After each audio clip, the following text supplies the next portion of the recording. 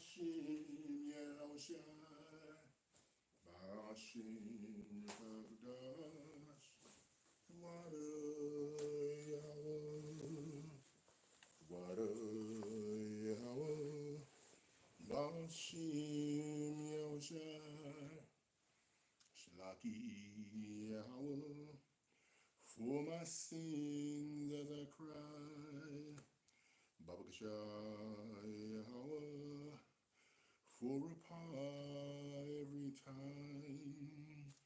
Call Yahawah, Bashim Yahawashi, Wada Yahawah, for the Akim that you supply. Wada Yahawah, for the Akwav that you supply. Kolo Yahawah, Bashim Yahawashi. Shalom, shalom.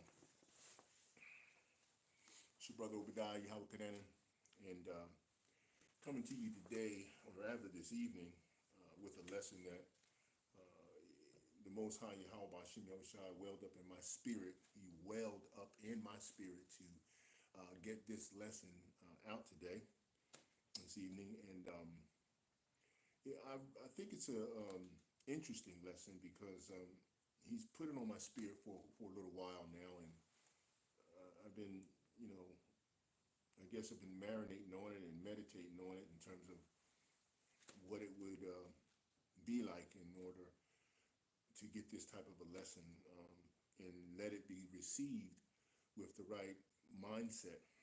Because, of course, as I always say, and I will continue to say, that Yahweh Shem Yahawashi, our Heavenly Father, controls all things at all times, and there's nothing that He does not control.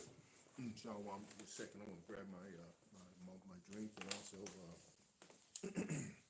to straighten up my camera here a little bit, because it was a little bit crooked, and I want to make sure I got it right. Okay, there we go. I think that's perfect. And my drink right there. Okay, so as I was saying, it's going to be a very fruitful and very life reflecting and giving exhortation as far as the lesson is concerned. And we're going to have to get into it. Shalaki, give me a second. I got to call my daughter. Hey, Sarah, what's up? Sarah? Dad? Yeah, Dad's getting ready to go live with a lesson right now. Do you hear me? I'm live on Dad, hello? I'm live on a Bible lesson right now, Sarah. Let me call you back when I'm done. All right, kids, man, you know how it is. Your children. That was my daughter anyway, but that's fine. We back. You know, this always happens, right? As soon as you get into a lesson or something, somebody calls you, right, or does something of that nature. But let me get out. Let me start out first, and I'd like to say shalom to all of the brethren that are diligently doing this work from whatever platforms that Yahweh Shem Yahawashi has given them to operate under. You know, the hopeful elect is who we're speaking to primarily, because that's who Yahweh Shem Yahawashi is coming back to pull out of this first. A lot of times we get confused, and a lot of the members of different organizations that claim to be in this truth, like I said before many times, a lot of people can see the truth, but they're not in the truth. And you can tell by the way that they use specific types of acronym and conversation when they speak about Yahweh and Yahawashi. If you're not focused, centered down on the sacred names of the Most High Himself, Yahweh, and His Son Yahawashi, then it's a good chance that you're seeing the truth, but you're not in it. And even if you were in it at one point when you were using the sacred name appropriately, and that you were breaking it down and making sure that you do disclaimers when you actually give the sacred name of the Father and the Son, which you should be doing, and they were doing it. A lot of organizations were doing it. But anyway, before we get back into that a little bit more, I I'm going to finish with salutations to the hopeful elect, the scattered that are amongst around the world. Like my brother Malcolm always says, that look like the heathen, but they're not the heathen, and they are the scattered Israelites. And we want to say a shalom to them. We want to go and give our utmost admiration and respect to the apostles who have been diligently bringing this truth out for decades in and decades out. And far as I can imagine and understand, since being in this truth of ours since what 2006, they've been accurate. They have shown the most accuracy in terms of bringing the word forth, and they deserve all the respect and admiration for doing so in that manner. And that's just it. And you got a lot of offshoots of organizations and camps that are now out here, and Most High Yahawah, he don't make no mistakes. If he's got the word going out, and Yahawashi said this also, if they're not against us, and then they're for us to a degree. Now that works, but the Most High controls everything. It's all anchored with him, the Father himself. Foundationally, we need to start focusing clearly on what's going to be the case as far as prophetic processes moving forward. All prophecies have not been fulfilled. Okay, let's make sure we clearly understand that. All prophecies have not been fulfilled. And see, and I'm gonna touch on this for a second, then I got to get into the lesson. But let me introduce the lesson first of all in terms of the title. The title clearly says, "The chosen are created to reflect the image designed by Yahawah, Bahasham, Yahawashi." I said the chosen. That's right, the chosen people that the Most High has chosen for himself, which clearly scriptures on that. Deuteronomy chapter 7:6 tells you that also, and many other scriptures are allude to that, and we're going to speak to some of them as well. The chosen are created to reflect the image designed by Yahawah, by Hashem Yahawashi. And that's a really thought-provoking situation that you need to focus on in terms of what you're supposed to be doing and what you're being predetermined to do while you're here. Because everyone and everything has already been predetermined by Yahawah. The Father has already predetermined anything. He told you have a book called Revelation. Now, the book of Revelation tells you the end of what happens here as far as the information that we know. Opposite what happens in the new covenant, in the new kingdom, in the new covenant, which we're not fully in the new covenant. We are at the beginning stages of the new covenant, okay? So we need to understand that. And if we were in the new covenant, all prophecies would be completely fulfilled, and they're not. So, hello, we have to continue to practice what laws we can out of respect for the law that is incorporated throughout all existence. See, a lot of people just don't understand it. And I'm going to touch on this, but I can't spend too much time because I got to get into the crust of the lesson that I'm here for.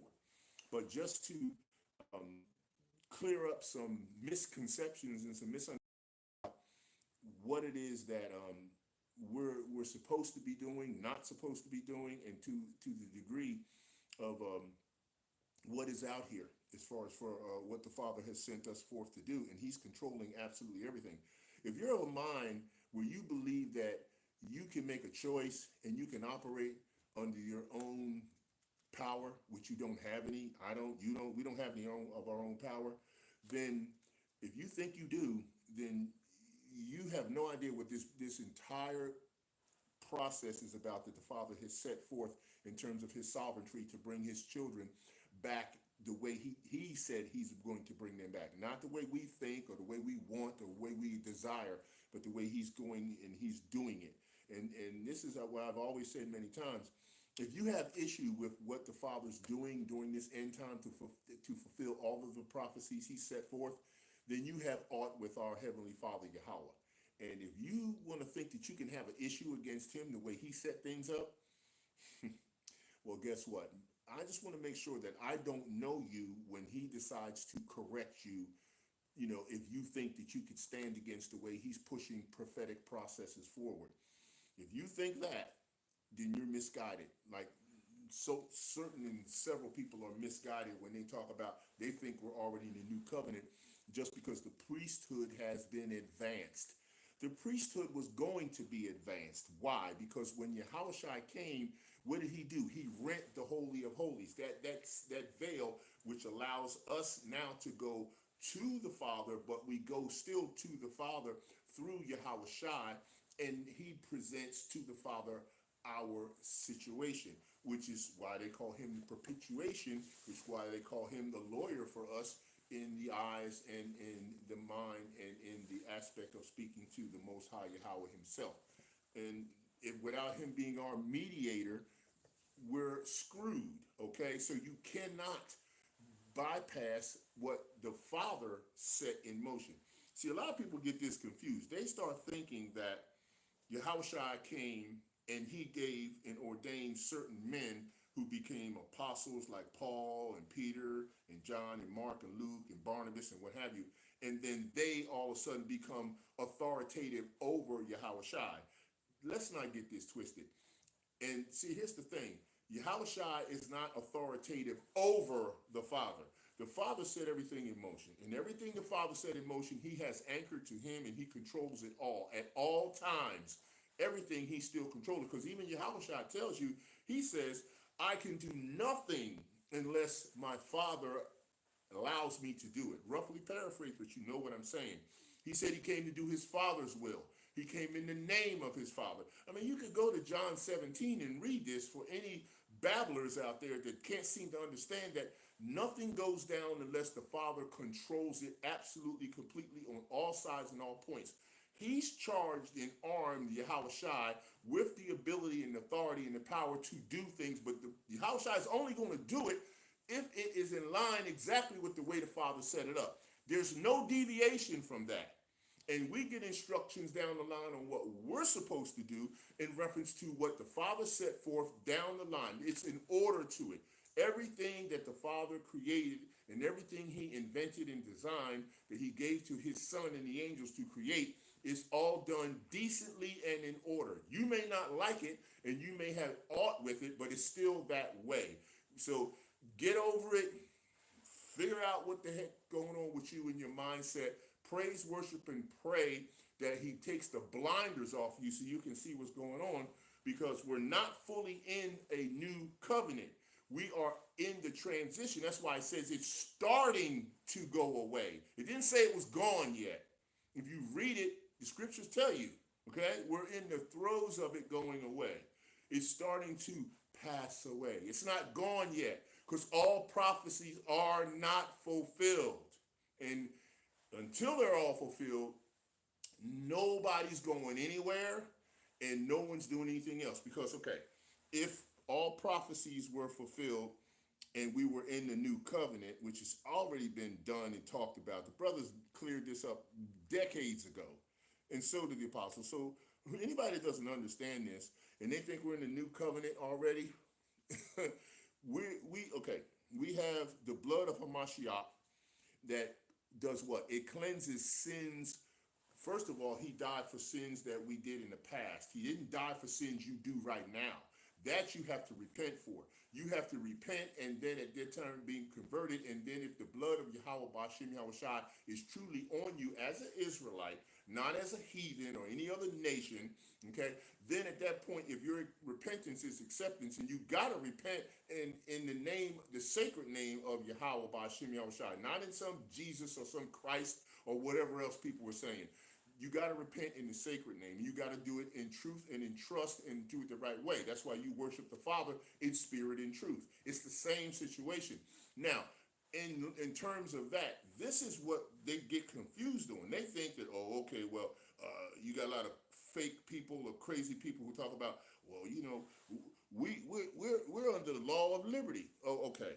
So that means you can go and still sleep with somebody's wife, still go and murder people, still go and steal and rob, right? Do all the wicked things that the worldly things. You still get to love the world and the things of the world. Is all that you get to still do because you're under the law of liberty? Does liberty allow you to eat abominations? Does liberty allow you to pick up roadkill? that an abomination like a roadkill, like a possum or a raccoon or whatever, and go and eat that? Is that what you're under that law of liberty? Can you go eat pig that has strychnine and have all types of diseases in a pig because a pig can't sweat? So a pig gives you what? All kinds of things that you can catch and you can die from if you eat it. We're already dying from everything else that the Most High has set his puppetized Esau through to do in the world, and it's doing it to the world because he's taking this situation to an end. This world has to end. This world system has to end for us to get out of here. So all of the stuff that's going on, wicked, pork-eating prophets, and all the rest of these fakers, and all these people who are offshoots of One West and what the apostles brought out from GMS and what went down, all these fakers and all these different individuals that got these, well, we're here to tell our people and bring them out of sin so we can all be saved. That's not what the Bible says, and Yahawashi ain't coming back to save all of Israel this time around. Why do these babblers don't understand this stuff? He's coming back for the elect. 144,000 will be the first ones brought out. The 1/3 also will be addressed in terms of salvation. Then you got 2/3 that just ain't going to be saved on this side. So no, it doesn't matter. It's not about all the whole nation of Israel. This time right now is all going to be delivered because you're out here trying to act like you somebody that's going to deliver everybody. No, you're not. We don't have no power to do that. And that's not what it's about. Now, since we covered that, let's talk about let's cover this. Let's say this for a minute. Where am I? Get to the scriptures. Let me get a scripture here real fast, okay? All right. First of all, let me say this. Most people who don't study don't know shit. They don't know things. Like, for instance, okay, most people don't even know that Yahawashi, there's like 574 verses in the Old Testament that point to and reference the coming of the Mashiach. Okay, 475 verses. Then you got also 456 Old Testament about his time and what he did while he was here. And then he fulfilled at least 300 prophecies in his earthly ministries. At least 300. So do you know what 300 prophecies he fulfilled in his ministry? Are you intelligent enough and smart enough and studied enough to go find that out and know? All right? If you don't know, shut up. Take the pork chop out your mouth, sit your ass down, and shut up. You do not know what he did. We're not all the way into the New Testament right now. We're at the door. And until we're finished, we won't know exactly what we're going to be. And that's what the scriptures say. But I'm going to Jeremiah 31:33, right? Let me read. All right. Matter of fact, I'm going to read a little more than just that. Because that's talking about, where am I at? Okay, here we go. This is talking about the new covenant. New covenant talked about in Jeremiah 31, right? For any of those who think they know things. Okay. All right, let's start at okay, I'm going to start upon this. I'm waiting to be holding my sheet. Okay, let's start at 27. Behold, the days come, saith Yahawah, that I will sow S-O-W, the house of Israel and the house of Judah with the seed of man and with the seed of beast. 28, and it shall come to pass that like as I have watched to pluck up and break down and to throw down and to destroy and to afflict, so will I watch over them to build and to plant, saith Yahawah. So you can see he's been doing all this all the time. Like I said, he controls all things. So there's nothing he's not all in complete control of. And if you believe other than that, then you don't know what you're talking about and you shouldn't even be touching this book. In those days they shall say no more, the fathers have eaten a sour grape and the children's teeth are set on edge. Now this is prophetically speaking. So it's not completed yet. Okay, let's go. But everyone shall die for his own iniquity. Every man that eateth the sour grape, his teeth shall be set on edge. 31. Behold, the days come. They're not here yet. Behold, the days come, saith Yahweh, that I will make a new covenant with the house of Israel and with the house of Judah. No one else, no other no nations, no heathens, none of that stuff. Okay? Not according to the covenant that I made with their fathers in the day that I took them by the hand to bring them out of the land of Egypt, which my covenant they break, although I was an husband unto them, saith Yahweh. Now see, normally these wacky-tacky, bugged out fake prophets, and Christians run with that and say, see, now we got a new one, so we got a new covenant. Yeah, okay, right. Let's finish then, okay? 33. But this shall be the covenant that I will make with the house of Israel. After those days, saith Yahweh, I will put my law, what?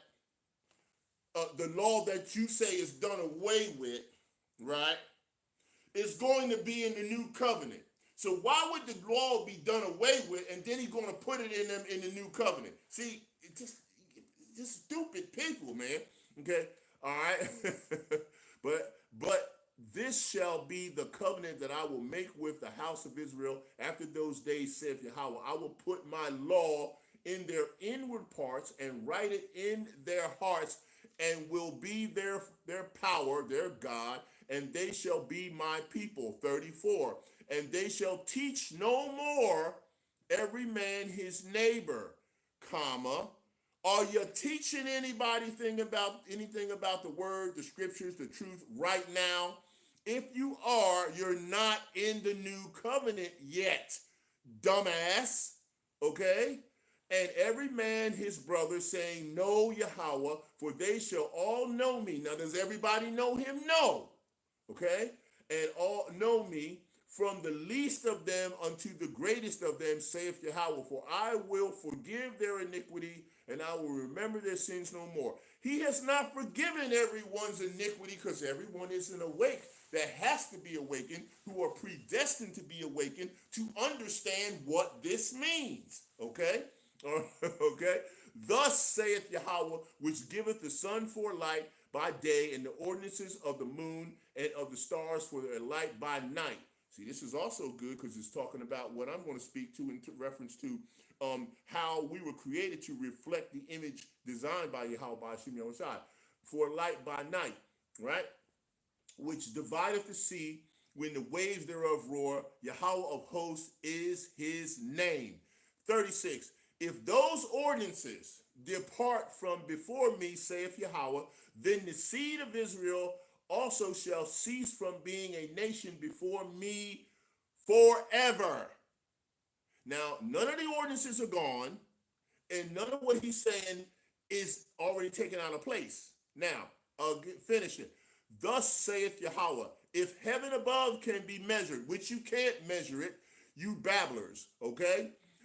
Measure it, and the foundations of the earth searched out beneath, which you cannot do, and you haven't. I will also cast off all the seed of Israel for all that they have done, saith Yahweh. 38. Behold, the days come. They ain't here yet. The days come, saith Yahweh, that the city shall be built to the Lord, to Yahweh, from the tower of Haniel unto the gate of the corner. Where is Haniel? It's over in the area of Jerusalem, where the holy city will be. Look it up, dingbats. Okay? 39. And the measuring line shall yet go forth over against it upon the hill of Gero, and shall compass about Goath, and the whole valley of the dead bodies and of the ashes and all of the fields unto the brook of Kidron, unto the corner of the horse gate towards the east, shall be holy unto Yahweh. It shall not be plucked up nor thrown down any more forever. This has not been accomplished yet. So you can't be in the new covenant now. The priesthood changed over during transitional, once Aaron was out of the picture, right, and Joshua was in the picture, and then we rolled up. Remember when Abraham was presented by Melchizedek, right, Malach. Remember when he showed up, a priesthood after the order of Malach, Melcha, right? Melcha means what? King. Zadok means what? The just. or the priesthood of the Zadok, or the priesthood of that's in Isaiah 44. If you go read about it, see, people should shut up if they have not studied and they don't know things. They don't need to be teaching nobody, talking about no crazy nonsense that they don't understand. Okay, we're not yet fully into the new covenant because all prophecies have not been fulfilled. Yahawashi fulfilled a lot. And plus the prophecies he did fulfill were spoken of in the Old Testament, which I just read about here. Let's go to 50. Let's go to Isaiah 53. All right. So we can talk about that. And I got to get into my lesson, but I just had to address this for idiots out here who don't understand and think we're in the new covenant already but we're not. Okay. So it's just, oh boy. Unlearned unlearned offshoots of individuals who think they know truth and they know nothing, and they're leading a whole lot of people astray. But that's what the Most High is doing with them. So okay, so what? Speaking of the Old Testament, talking about what prophecies had to be fulfilled, which all the wacky tackies and the false pork eating prophets get wrong. This is in 53 is speaking about Yahawashi, and is speaking about prophetically what one of the major things that he will fulfill, which is written of him. Okay, because he said, "I'll come in the volume of the book. It is written of me." He is the spirit of prophecy, and prophecies have not been finished yet. So his spirit is still rolling and still doing everything under the power of his father Yahweh. Can you understand that? Or are you still spiritually retarded and blocked spiritually and you don't understand what's going on? Verse 1, Isaiah 53. Who hath believed our report? See, he asked you right off the bat for any babblers, any pork belly babblers who don't seem to understand, what do you believe the real report? And not some twisted religious practitioner Christianity doctrine that tells people that they're already in the new covenant, which is wrong. Oh, we're under the law of liberty. Oh, really? Okay, all right. And to whom is the arm of Yahweh revealed? Clearly not to people who don't know this. For he shall grow up before him as a tender plant, Yahawashi, and as a root out of a dry ground, and he hath no form nor comeliness. And when ye shall see him, there is no beauty that we should desire him. This is talking about Yahawashi, okay? He is despised and rejected of men, a man of sorrows and acquainted with grief, and we hid as it were our faces from him. He was despised and was esteemed, and we esteemed him not. See, this is all leading up to what he was doing when he was fulfilling over 300 and so odd prophecies from the Old Testament, or from the only testament that was available during the time when he was moving around, because there was no New Testament yet. It was being formed and fulfilled at this time. Okay, so don't get it twisted.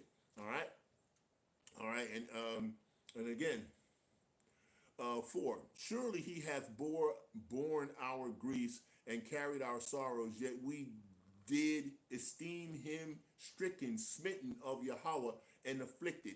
But he was wounded for our transgressions, he was bruised for our iniquities. The chastisement of our peace was upon him, and with his stripes we are healed. All we like sheep have gone astray. We have turned every one to his own way, and Yahweh hath laid on him the iniquity of us all. He was oppressed and he was afflicted, yet he opened not his mouth. He is brought as a lamb to the slaughter, and as a sheep before her shearers, as dumb, so he opened not his mouth. He was taken from prison and from judgment, and who shall declare his generation? Question. For he was cut off out of the land of the living. For the transgressions of my people was he stricken. Okay? Third party spoken through Most High Yahweh. And he made his grave with the wicked and with the rich in his death, because he had done no violence, neither was any deceit in his mouth. Yet it pleased Yahweh to bruise him. He hath put him to grief. When thou shalt make his soul an offering for sin, he shall see his seed, he shall prolong his days, and the pleasure of Yahweh shall prosper in his hand. See, whose hand? His hand. And who's prospering it? Yahweh's prospering it in his hand. Okay, let's continue. 11. He shall see. He shall see of the travail of his soul and shall be satisfied by his knowledge. Shall my righteous servant justify many? For he shall bear their iniquities, which he is doing, he has done and he's doing. Therefore will I divide him a portion with the great, and he shall divide the spoil with the strong, because he hath poured out his soul unto death, and he was numbered with the transgressors, and he bare the sin of many, and made intercession for the transgressors. See, and that's what he's doing for us, Israel, because that's what it's all about. Doing it for us because that's what the Most High set forth for him to do, predestined before the foundation of the world. Now, if that don't give you some idea of what you need to study and learn so you can pick up on why he's doing this, then you don't know the reflection of the image of Yahweh that was brought forth. Now, let's get into the lesson because this is going to be a good one.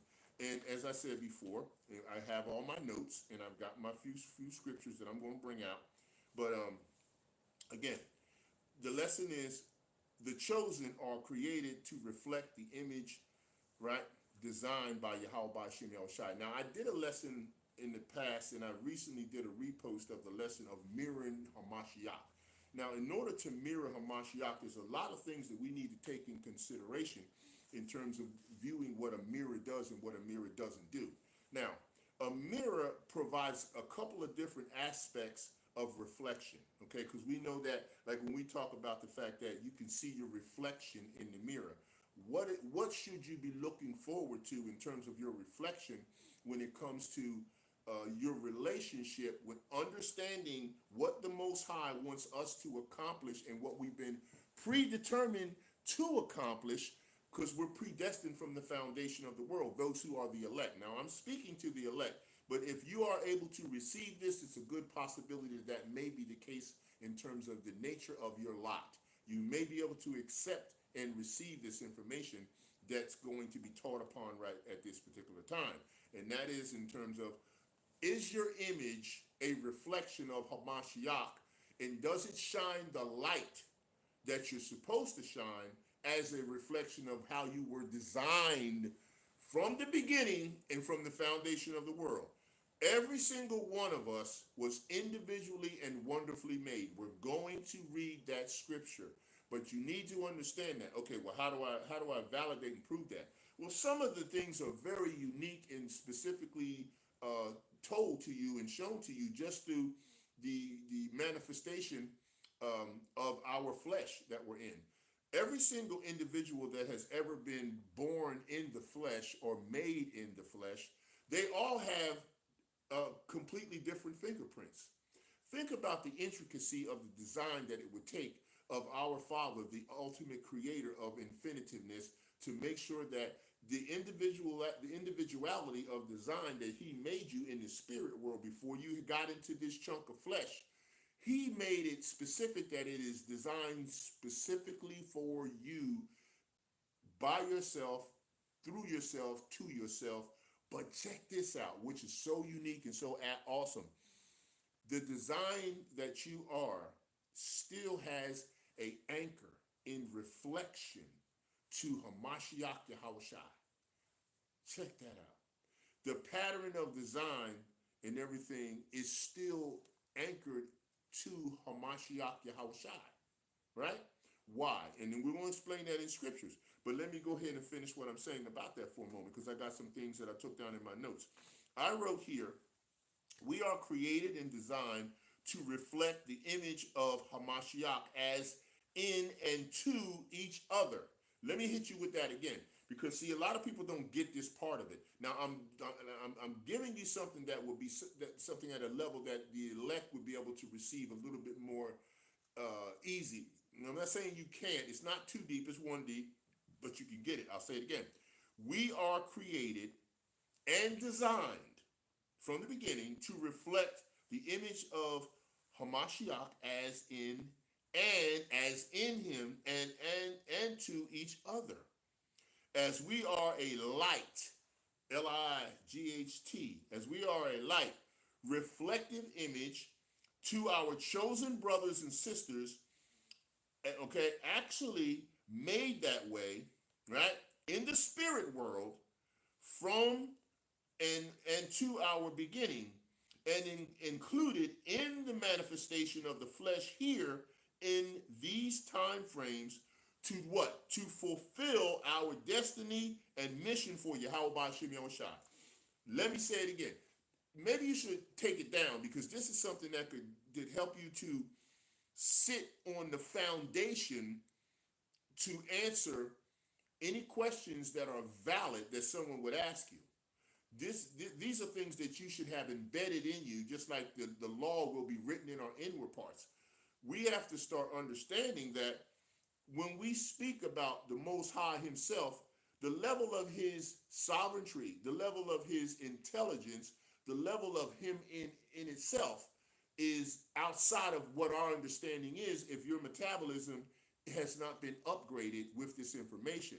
If he only upgraded you to the level of knowing you're an Israelite, or knowing that you an Israelite from a specific tribe, or knowing that you're an Israelite from a tribe, and then knowing that you have some similitude of understanding on what salvation is for you only and none others, you're getting levels of spiritual blockage that's being removed because there's something that you must have done to reward you for that process of him cleansing you and purifying you to that level, if you can receive this. And if you get cleansed and purified to a certain level, the mirror of the reflection that you should see of Hamashiach becomes a lot clearer.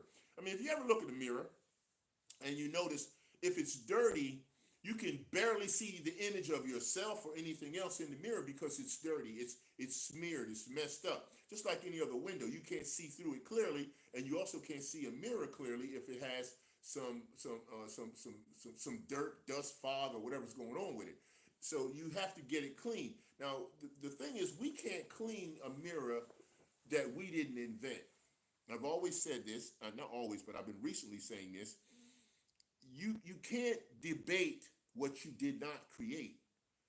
If you're debating something and you're talking about, well, we're defending the faith or defending the truth, you didn't create the faith. You didn't create the truth.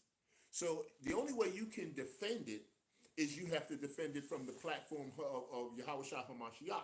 If you can't see him in the mirror when you look in the mirror, then how is it that you can defend anything? Because you don't even know, you can't even understand what you're seeing or who you're seeing. And that's why he always says, do you have eyes to see and ears to hear, and so on and so forth. And if you don't, how could you possibly address situations correctly? You can't. So this is why, let me read this again, because this is very important, because foundationally we need to come off of that. We did that when the One West process got forward, and the men who were ordained with the knowledge and ability to bring out as accurately as possible they could the information. It was so impactful. It was so inspiring. It was so uplifting that, as I said earlier, you got all kinds of offshoots of individuals that are presenting the truth in the narrative and the understanding that they believe is correct. Now, they have portions of it that are correct, but they still go off in many areas. You know, they talk about Friday sundown to Saturday sundown as the Sabbath, when there was no Friday or Saturday during the time when the Sabbath was created. Okay, there's many of they still go off and they talk to people in front of them who are out on the highways and byways, and they reference Christ and Jesus and keep saying these names that are bywords and blasphemous to the sacred name of the Most High, Yahawah and Yahawashi. So when you continue to speak in those terms and still try to bring forth truth, you're blending religious practitioner doctrines that are doctrines of devils, and you're trying to and mixing it in with the truth. Now, granted, I know the Father's doing this because he's leading you in that direction for whatever purpose he has for you and your lot. So if you're going around and you're telling people, certain crazy stuff, and you can't match it up with multitude of scriptures that support your position, and you running around talking about Jesus this and Christ that and all this, but you sitting in front of people or talking to people and bringing up religious practitioner doctrines your mirror is all messed up. Your reflection of the light is not there. Okay? Again, we, as we are a light, we supposed to be a light to the Gentiles? No, not to the rest of the nations, not per se to them, but to the scattered Israelites that were scattered all over the world and may look like multiple different nations. So how are you going to be a light to them? How are you going to be a reflective image to them? So you are, if you're a light, you got to be a reflective image to our chosen brothers and sisters. You notice I said our chosen brothers and sisters, actually made that way in the spirit world from our or your beginning, and included in the manifestation of the flesh here in these time frames that we're going through now to fulfill our destiny and mission for Yahawah Bahasham Yahawashi. That's why you have to understand the fact that being a reflective image, being the chosen who are created to reflect the image and design of Yahawah Bahasham Yahawashi is very important. Do you look in the mirror and really see how you are really representing that process? If you're not speaking foundationally about the Most High's truth in terms of how you break down understanding of what you're observing as we move out of this system, as my brother always says, he talks about this temporal evil world. Okay, if you're not moving in an understanding that this temporal evil world has to become more temporal evil than you can imagine, to the degree that the demons who are in this temporal evil world that the Father sent here to do this, to finish this out, we have to understand it's got to go get worse. So how do you function through this? How do you go through and around this process that the Father is setting forth, that he's not changing? He's not going to pull it back and let you say, oh, I need a breather, stop the tribulation. No, he's not doing that. He's going to continue. He's set it in motion, and Yahawashi is following his rules, and he's following his orders, and it's going to get so freaking bad that the demons don't want to be here unless you are one of the demons that need to be here. Okay? And if you bitching and complaining about the way he's doing this, then you have aught with the way the Father has set this in motion. But we all say we want this for us to get out of here. Well, the way that it happens, I guess what we're going to say, the formula for how it's going to go down is this shit got to go off the rails real, real bad. It has to, or we ain't getting out of here. And when I look and listen to my brothers and how they're breaking stuff down, they're doing a fantastic job in terms of telling you what's coming. But we have to lean foundationally on letting the sheep know and the elect know that the Father is puppetized and he's pushing all agendas. He's moving all of this. What is your reflection of the Father and your image of the design he put in you that represents that to the people who hear what you say, how you teach, what you preach, what you say, and how you begin and end the process of you explaining that? Like I said in the lesson I did before, you could do a little complaining, but do a whole lot of explaining towards the end of the application. Okay? Complain, explain, apply. Complain a little, explain all the most, and apply at the end, which is good. And if you do this successfully and operate in the spirit of Yahawah Bahasham Yahawashi, you will start showing that light of the image of the reflection of what the Most High Yahawah Bahasham Yahawashi said we have to show. Because if you're looking in the mirror, man, there's people who, they get up, they roll out, they go past a mirror like it's not even there. And then when you see them out there, you be like, damn, I don't think they looked at what they look like or how they moving before they left wherever they came from. We know we see that in the manifestation of the flesh a lot of times. But sometimes that represents the inner portion of who you are also. Not all the time, but a lot of times what you show on the outside is somewhat of a representation on what you got on the inside.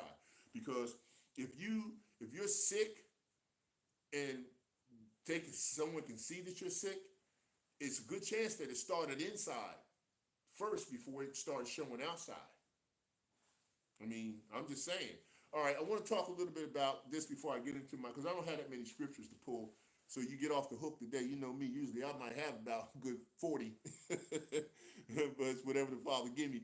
But I want to talk about a few things that deal with reflection in terms of what I do, because I like to do my homework on this and research what I need to research to know what we're dealing with. Now, all this is definitely being addressed in the spiritual. So you have to look at it from that eye salve. If you're not reading this from a spiritual perspective, then you're going to have a problem. Okay, now first I want to talk about here is, number one, what does it mean to reflect the image of Yahawah? What does it mean to do that? Okay, thus, humans mirror Yahawah's divinity in their ability to, all right, actualize the unique qualities with which they have been endowed. So, thus, humans mirror Yahawah's divinity in their ability to actualize, which means you have to actually perform it. You have to, again, as I said before, what? Complain a little, explain a whole lot, and apply what you have. How much do we actually help the sheep in understanding how to please the Most High? Okay, in the spirit, because that's the only way you're going to be able to please. You can't please him in the flesh. Actualize the unique qualities with which they have been endowed. That's one. Number one, I wrote down. Number two, what are the three ways of understanding the image of Yahawah? Okay, so that reflective image. What are the three ways? Okay, this is what I got down here. The history of what interpretation of the image of Yahawah has included three common lines of understanding: a substantive way, right? And if you know what a substantive way is, what is something that is a substance? You know what a substance is, don't you? That is the physical manifestation of the creation matter and properties that the Most High has developed and put forth as a representation of himself to a degree in you. That's why it says in the Bible, and we'll hit those scriptures about Genesis 1:27, when Yahawah created us, he and the angels and Yahawashi made us in his image, right? Okay, so that substantive portion is the number one. Okay, so you have a substantive view which locates the image of Yahawah in shared characteristics between Yahawah and his creation, such as rationality. We know what rationality is. How many times we talk about people who are completely irrational? Okay, we know multiple people who become extremely irrational when it comes to not understanding this truth of ours, or understanding the scriptures and getting breakdowns wrong and saying things that just don't match up, or bringing and adding to or taking away from the scripture for their own lustful purposes or for their own lustful area. You become irrational. You're not rational, you're irrational. I just did a lesson not too long ago, a couple of days ago, about what kind of spiritual psychosis people are going through. There's a lot of people under spiritual psychosis that the Most High put them under, like Nebuchadnezzar, and they're just crazy. Okay, now I spoke. Rationality is a factor that should have some stability. If you don't have stability, you're irrational. Okay, number three is the morality factors. We know that this entire system the Father has, as my brother says, this evil temple world has been set in a fashion of immorality, because that's how it has to end. This evil temple world, this system we're under, is not going to end in a stable moral fashion. Do you understand that? It's not going to end in a stable moral fashion. So if you're out here trying to say, we're out here to call our brothers and sisters out of the sin they're in so that we all can get out of here and be saved by the Most High, that's irrational, because he's coming back to divide, and he's going to come back to, he's coming back to destroy wickedness. And wickedness is not going to be rationally made moral by people claiming you need to come back to someone you can't come back to, who you never knew, and you never been taught how to come back, And on top of that, there's predestination of individuals that can't come back. They can't. They're already predetermined to be two-thirds. All right? And just like the rest of the nations, they're bugged out because they think that they got some kind of fictitious religious belief system they made up with some fake white Jesus and whatever, and they think that that's who's coming back to bring everybody on the whole world together, the whole earth. No, that's not happening. See, that's irrational, insane thinking. So they're way off, and if you join them in that fashion of understanding, the Most High got you in that measure. That's the lot you're in. You're in that line. That's the line. You ain't in the straight gate. You in that line. If you think that the Most High has eliminated his law, the Father, he said, Yahawashi, I want you to go down there. I want you to die for the past sins of just Israel, but I want you to eliminate the law of everything on the earth so anybody can do whatever the hell they want to do.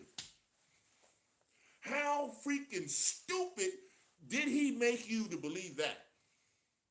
I am I praise, worship, and pray till I'm just sweating all over my face and everything, that the Father don't put me in a condition like that where I'm going to believe something so ridiculous to think that he's going to eliminate the same law that he's going to put in us in the new kingdom. He's going to clean up this mess. I've said this in every lesson that I've ever done. You're not getting a garage sale of Esau's fucking laws here. You're not getting that. The law that was made for this period in time here in this kingdom, in this time period, is not going to be the same we're going to have in the new covenant, in the new kingdom. He's not doing this shit all over again. Why can't you understand that? Well, I know why, because the Father don't want you to. If he's blocked you from this spiritually, yes, when I say, why can't you understand it, I'm not saying as though I don't understand why y'all can't understand it. It's very clear that he's got you spiritually blocked, that you're not supposed to receive this. Just like in this truth, there's some people that can receive the actual real truth of what the awakening is and where it's going, and some people, they can vaguely see it through a foggy, smoggy, smeared mirror, and they can't see it. They don't know. But anyway, all right, let's not digress.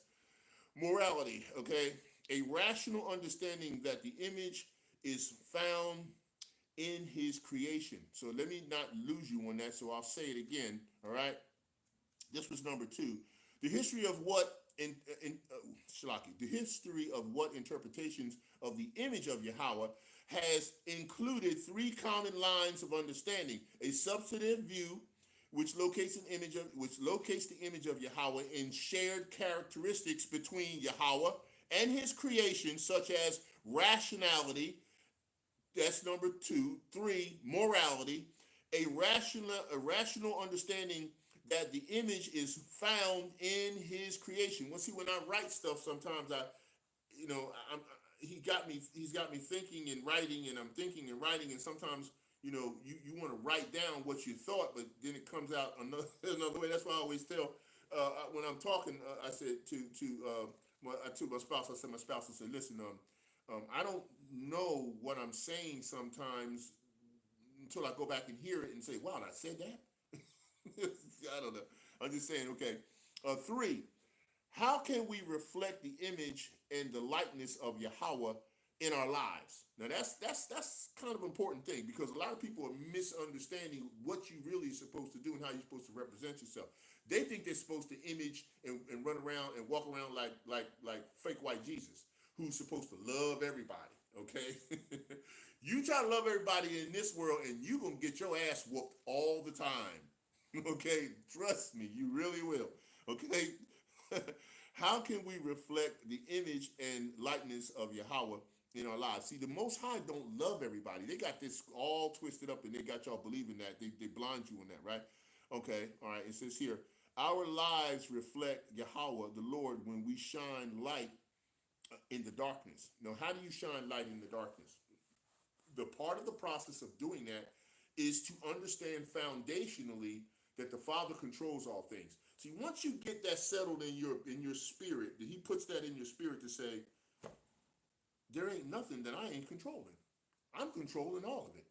The good, the bad, the ugly, the fat, the skinny, the beautiful, I mean, you name it. The Father controls every nuance of everything, even the small stuff, the eeny, weeny, weeny stuff to the greatest, largest stuff. He's controlling absolutely everything. As soon as you get that foundationally in you where you truly understand all that, you handle things differently and you handle things more effectively, and he's working with you more effectively, and you start picking up the clues. Um, we were me and my me and the missus was talking yesterday. Well, that was the other day or so. We were talking about clues in terms of how detectives go through the process of uncovering a clue to something.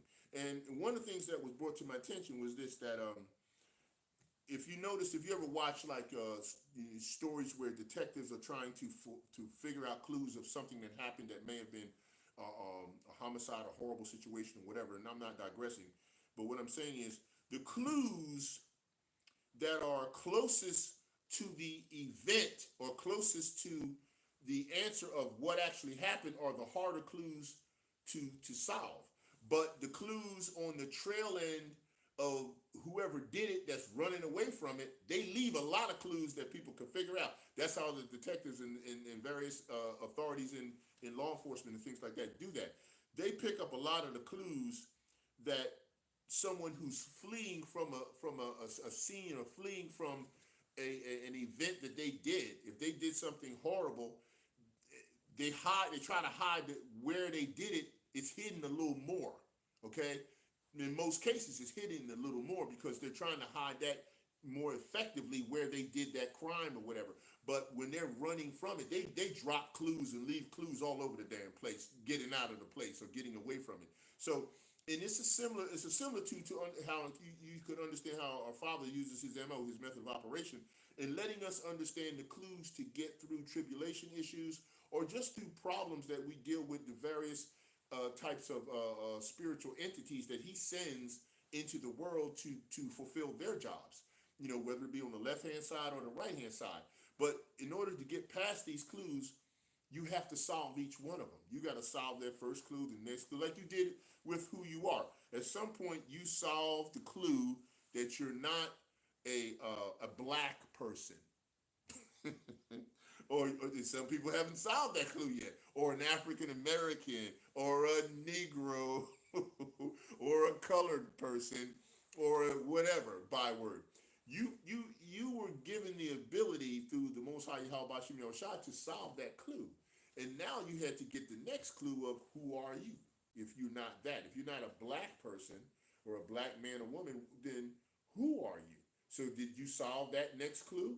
Okay, so if you find out that you solve that one, then you got to go and try to solve the next one. Now, each one of the clues gets a little bit more difficult, but the diligency and the praise, worship, and prayer that you give to the Father wrapped in repentance opens up your mind to solve the clues a little bit better. See, this is what is the light and the reflection of the design that he put in you that you're supposed to mirror the Mashiach and do. So this is part of that. Okay, let me go to 4 now. It says here, what I have here, what is the reflection of Yahawah created in man? What is the reflection of Yahawah created in man? Yahawah created man in a special way to be a vessel for him to come in and fill man and women with himself. Let me say that again. Yahawah created man.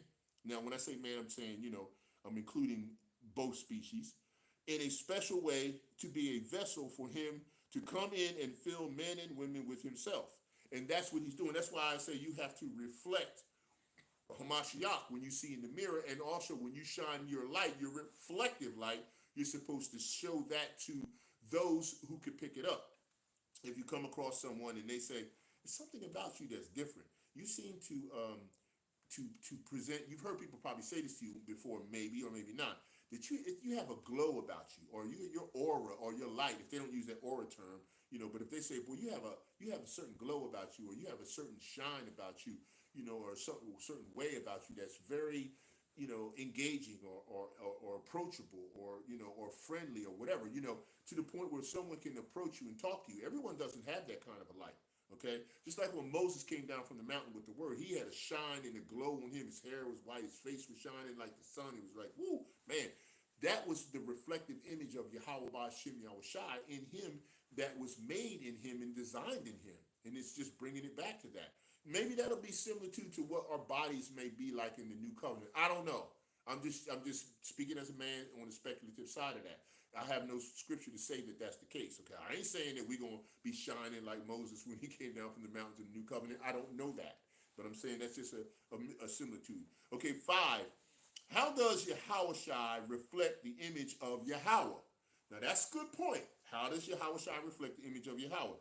Yahawashi reflects Yahawah not only in who he is, but what he does. That's why I said before, do we reflect and do we mirror Hamashiach? Do we mirror Yahawashi Hamashiach? Do you look in the mirror when you roll out, or wherever you do, or whatever you do, and do we do that? They coined that phrase. The devil's got a chance to coin that phrase. What was it called? WWJD. What would Jesus do? That crap. Okay, it shouldn't be no Jesus. It should be WWY. YD, or what would Yahawashi do? Okay, do we really think about that? Do we do that? See, that's the thing. I don't know that we do, because you look at some of the things that are going down when it comes to how we address each Israelites, males and females. Do you really mirror Hamashiach the way you address the Israelite women? Show me in the scriptures where Yahawashi comes off on the Israelite women the way we do. Now, I ain't saying he don't chastise people, males and females, but why, even in the wretchedness and the ratchetness of our own people, as the way the Most High is pushing that way and that agenda in us as his created chosen people, we clearly are all, including myself first, we're all a piece of shit. Okay, bottom line. All right, ain't no way getting around it. Ain't no righteousness in nobody. All right, and there may not be no gall at certain points in time in your mouth if you are of the elect, but you don't know if you are or you don't. But I'm a piece of shit. Everyone I know that thinks that they're not a piece of shit, I don't know. You tell me, are they? But the bottom line is, hey, do we reflect the image of Hamashiach when it comes to dealing with each other? I mean, I could probably go into a long lesson on that, but I'm not going to beat it, because we know why the Most High is pushing this agenda in that way, because we got to get out of here. And in us having to get out of here, it all has to go way off the rails, okay?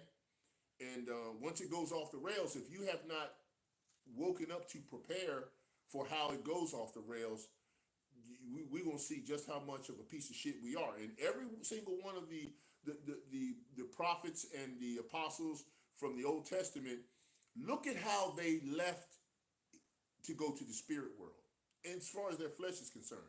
If we ain't all a piece of shit here in this world, completely all down from the ones from the past to the present, then look at how they all left here. Now, okay, John on the island of Patmos, the salt mines or whatever, it don't have no record that he had a horrible death. But he still died, and if he died on the salt mines in the Isle of Patmos, that couldn't have been pleasant. He certainly wasn't laid up in a mansion with all kinds of niceties around him.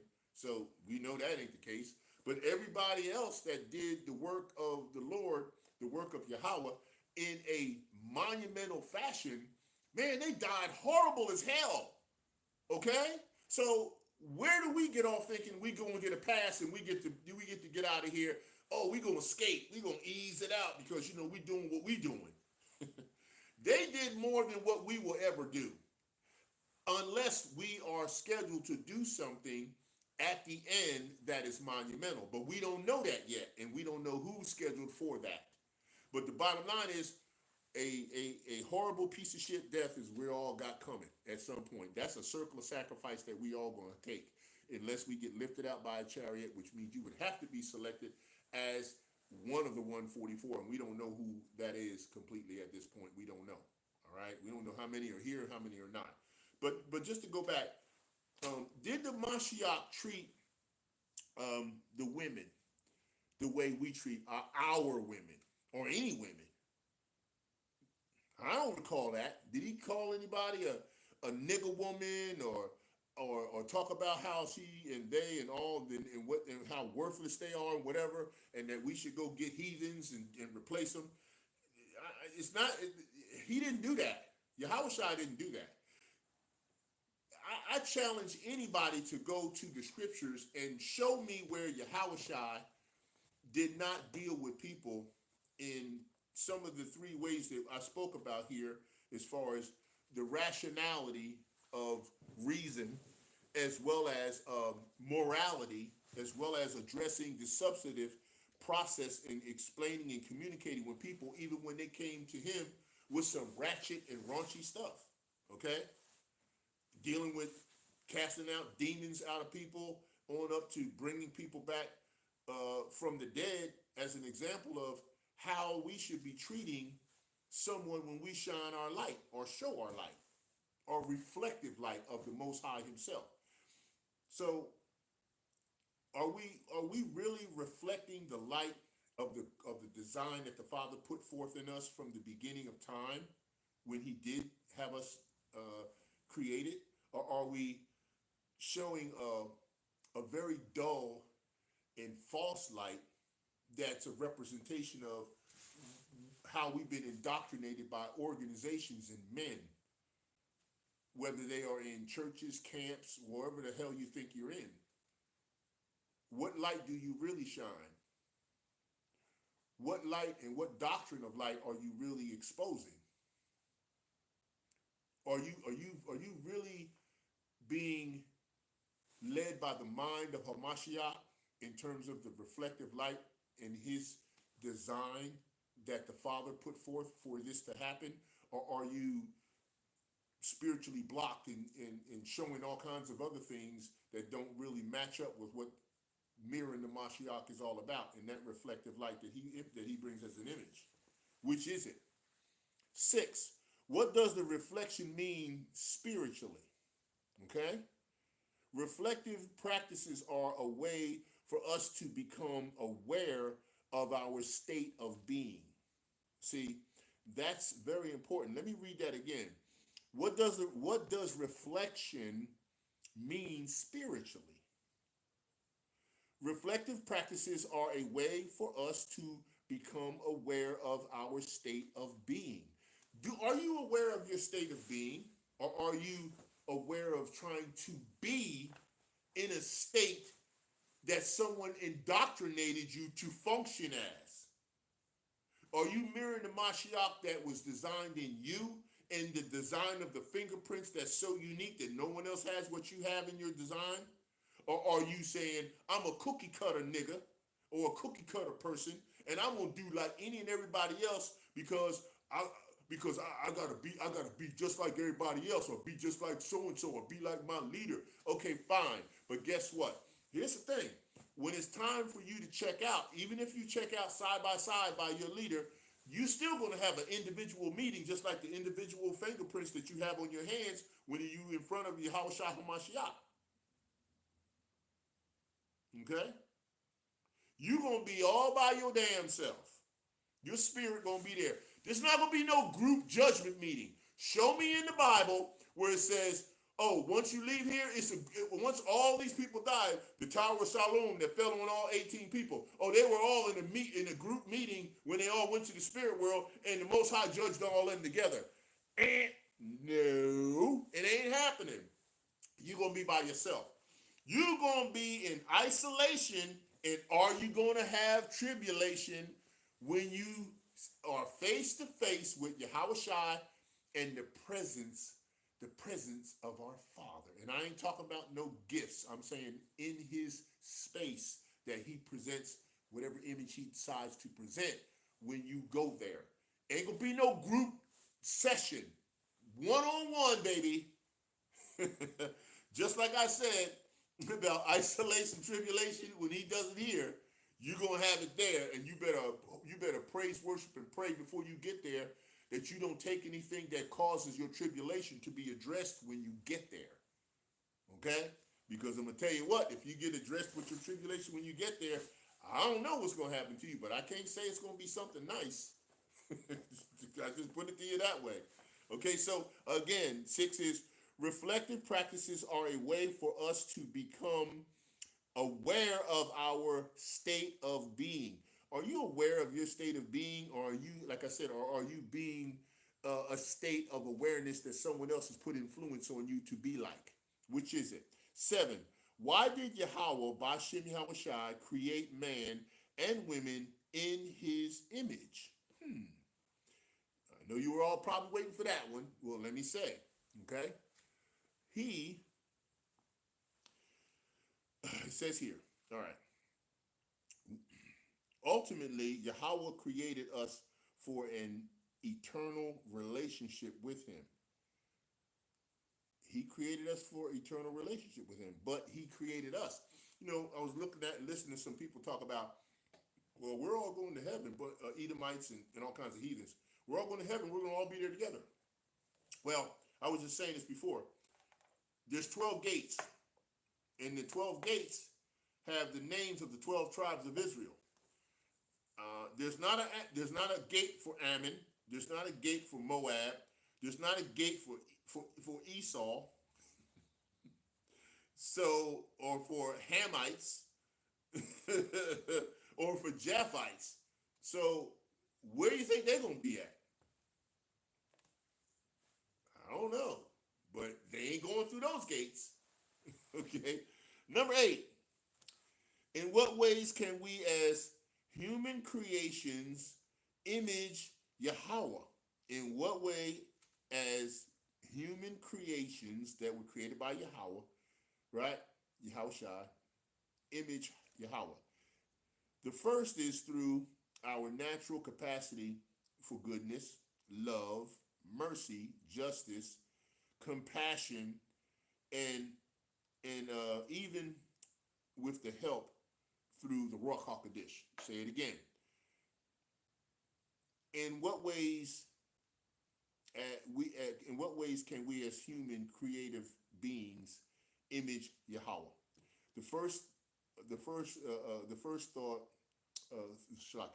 through our natural capacity for goodness. Do we have a natural capacity for goodness? That could be questionable in terms of your perception of goodness, because a lot of people we think are good, man, they treat you like a piece of shit and they don't care. Love, mercy, justice, compassion, and even with the help of the Ruach HaKodesh.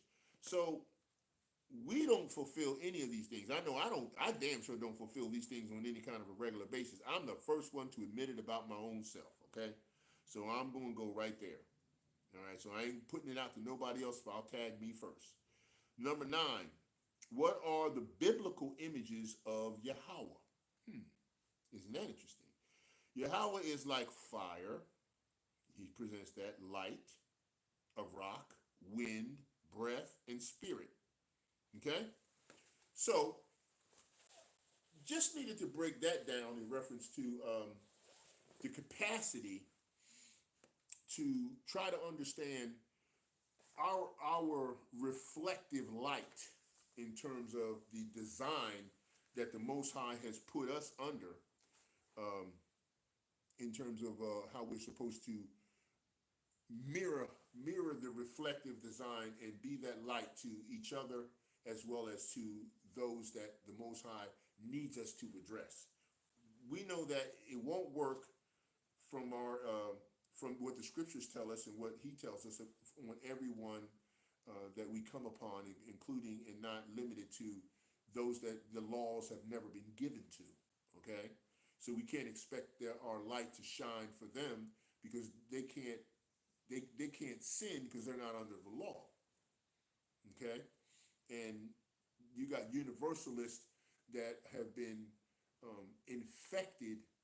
You have universalism that's an infection that has been able to get some of that disease on some of the Israelites who are supposed to be intelligent enough to know that's not the case, that there's no universal acceptance of people who can just acquire our law, statutes, and commandments and then start to use them in this world and claim that everything's up for grabs, is free, we can do whatever we want to do, and we're not going to be judged about it because we're under some form of liberty that frees us from of accountability and frees us from responsibility. That's not the case. Now, for the heathens, sure. If you believe that you have no accountability for the things that you consume and the things that you do and the things that you think and the things that you actually participate in, then you are in the category of operating with the heathens, and that's where he has you. He has you operating as a goddamn heathen, because that's what the situation is. Now, I got some scriptures. I don't have that many, and we're gonna go through. I'm gonna go through them real quick here, and we're gonna break down the nuances and the similitudes that explain how this lesson of being chosen and created with an image of reflection of Yahawah Bahasham Yahawashi is important. Okay, so let's go first where we should go, which is in Genesis. We're gonna go to Genesis chapter 1, because in the beginning what happened, right? We know it. And I don't have to read in the beginning, the Most High Yahawah created the heavens and the earth, and we know all that. I'm gonna go down to 27, and it says so. Matter of fact, I'm gonna pop up a little bit further, right, to at least 26. And Yahawah said, "Let us make man in our image, after our likeness, and let them have dominion over the fish of the sea, and over the fowls of the air, and over the cattle, and over all of the earth, and over every creeping thing that creepeth upon the earth." Okay. Now he said, "Let us." So clearly, most of us who have been in this truth for any period of time, who have learned from the men of the Lord, who have been given this knowledge to bring it out during the time they did over the internet and what have you, because a lot of us picked it up during that time in 2005, 6, 7, and up, when that one West split up to a degree, and then certain individuals went one way, the other way, and then the truth started to blossom and flourish. We started learning how to speak the sacred name in Paleo Hebrew. We started learning how to speak other words in Paleo Hebrew, and we started learning how to accurately break down the scriptures, which is unlike anything you see in the religious practitioner world. Okay, and they're completely dumbfounded because now they're trying to catch up and keep up, but they can't. It's too late. Okay, so the Father said, let us, Yahawah said, he designed it. He invented it and designed it. He gave it to his son Yahawashi, and Yahawashi and the angels went forth to create all the rest of the spirits that have ever been created into existence. Okay, so we know how that works. 27. So Yahawah created man in his own image. In the image of Yahawah created he male and female created he them. Okay, so males and females were already created at that point. The false narratives and different interpretations that talk about there was only Adam and Eve and there was nobody else in the world, or he said them, plural, multitudes. There were multitudes of the other nations that were also created at this particular time, but they weren't necessarily the Adamites that were chosen. Okay, so let's not get it twisted. Okay, all right, because he said 27. So Yahawah created, and when it says Yahawah created, of course he's using Yahawashi, but everything anchors back to the Father. Okay, he is the source of all power. Yahawashi gets his power from the Father. Okay, so let's not get that twisted. That's why I said the law is not going to be. You can't do away with the law. Yahawashi didn't do away with the law. Okay, that's stupid. okay? Because everything is anchored with law. We watch shows that say law and order. Okay, well, the Most High set everything from his inventive design from the beginning in infinitiveness in an order. The order is the law. That's what it is. In order for something to operate correctly, it has to operate in a fashion of order, a sequence of conditions that make sure that it operates appropriately so that sustainability in life for that entity or creation can move correctly in balance. That is a order, and that is called a law. All right, just like he set up the ordinances in the sky or in the universe, right? Galaxies, whatever you want to call them, planets, moon, star, whatever. They're ordinances that were put in order. He has a universal law that corrects and manages them.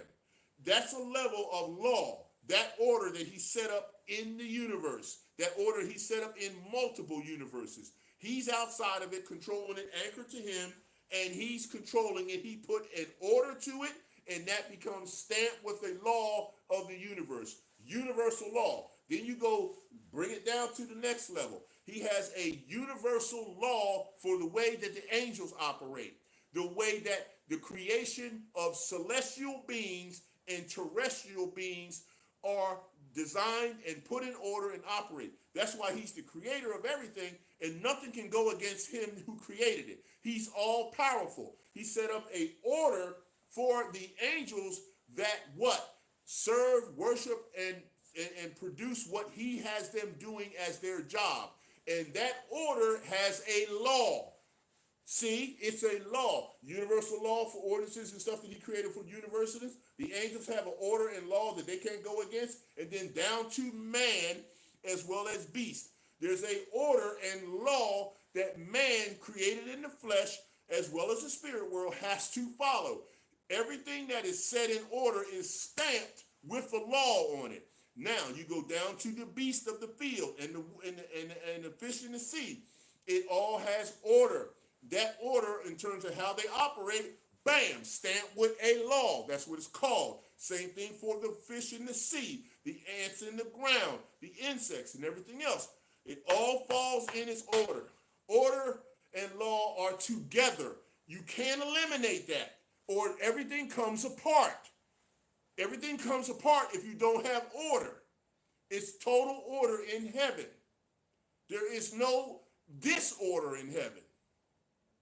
The Father's in control of everything.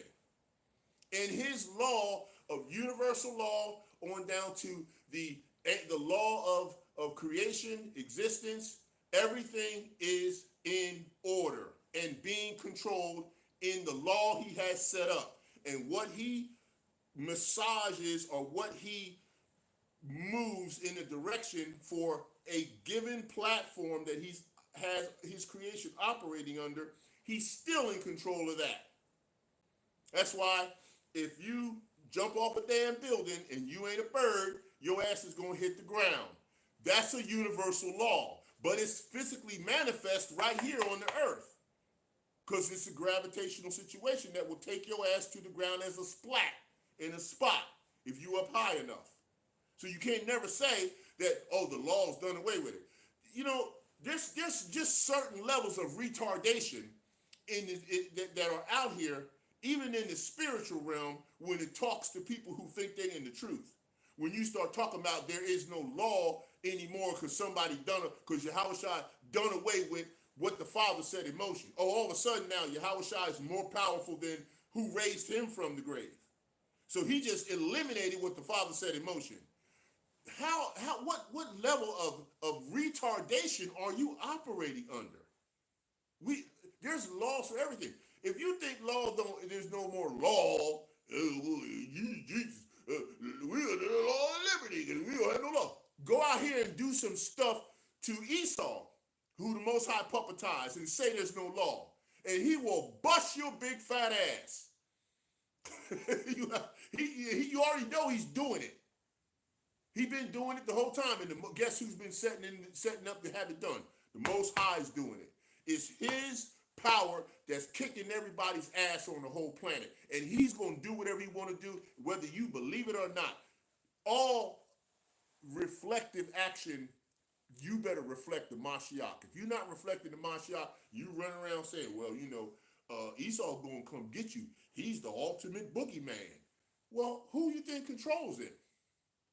Who you think is doing it through him? He can't do it on his own. Even when Satan wanted to go after Job, he had to go to the Most High and still present something the Most High allowed him to present and had him present so he can show you his power. What about that? Dumbasses. You don't know nothing. Okay, so you can see we had Genesis 1. Okay, let's continue. We're gonna stay in the Old Testament for a minute. All right, I'm gonna go Jeremiah, and everyone knows this one. Jeremiah 1 and 5. Well, let's go up a little bit. You know how I do. 4 first. Then the word of Yahweh came unto me, saying, before I formed thee in the belly, I knew thee, and before thou camest forth out of the womb, I sanctified thee, and I ordained thee a prophet unto the nations. Then said I, Lord Yahweh, behold, I cannot speak, for I am a child. A lot of us is like that, okay? I'm still a baby trying to learn as much as I can. 7, but Yahweh said unto me, say not I am a child, for thou shalt go to all that I shall send thee, and whatsoever I command thee, thou shalt speak. But be not afraid of their faces, for I am with thee to deliver thee, saith Yahweh. Be not afraid of their faces, for I am with thee to deliver thee, saith Yahweh. Then Yahweh put forth his hand and touched my mouth. And Yahweh said unto me, behold, I have put my words in thy mouth. See, now if he's putting his words in your mouth, why are you using someone else's words or some doctrines of devils to try to say he said something else? Then, see, I have this day set thee over the nations and over the kingdoms to root out and pull down and to destroy and to throw down and to build and to plant. See? So, coming in the spirit of Yahawashi to a degree, all right, Jeremiah was sent out to do this under the power that the Most High Yahweh gave him in order to have this done. While I'm still in Jeremiah, let me pop on over to 5, okay? No, Shalaki, 3. Shalaki, 3. Go back, one more. All right, Jeremiah chapter 3, all right? And I want to get 15, but you know me, I might pop a couple above it or before, just to give context, okay? Okay. All right. Jeremiah here, Yahweh invites repentance. This is important, okay? Because I don't think people understand what repentance really is. All right. they've been too Christianized, and they got too much fake white Jesus cream all over their brain. So they don't know what repentance is. Okay. Fake white Jesus cream. Oh boy. All right. All right. 11.